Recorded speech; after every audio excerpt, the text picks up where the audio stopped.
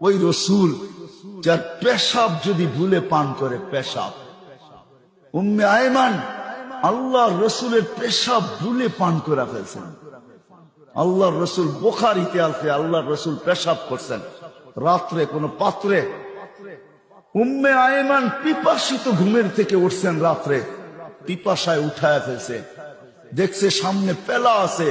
আল্লাহ রসুলের কি তো দাসী ছিল উম্মে আয়মান, পেলা সামনে রাখা, হাত দিয়া দেখে পানির মতো তরল, নাক নিয়া দেখে সুঘ্রাণ, মন মানতে ছিল না, পান করা পিপাসা মিটায় নিছে।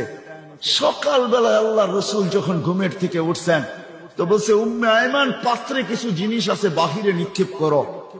তো বলে, ইয়া রাসূল আল্লাহ, ওটা রাত্রেই করে দিছি। তো বলছে, করছিস তো করছিস কোথায়, কোথায় করছিস?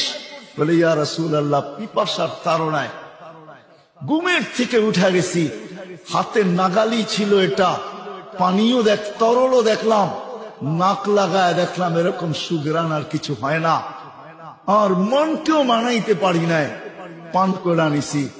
আল্লাহ রসুল হাসি দিয়া বসে, উম্মে আয়মান, যতদিন বাঁচবে খিদা তোর কাছে কোনোদিন আসবে না। কসম খোদার, উম্মে আয়মান যতদিন বাচ্চা ছিল খিদা আর তার লাগতো না। সাথে সাথে এটাও বলছেন, উম্মে আয়মানের শরীর আর জাহান্নামে যাবে না।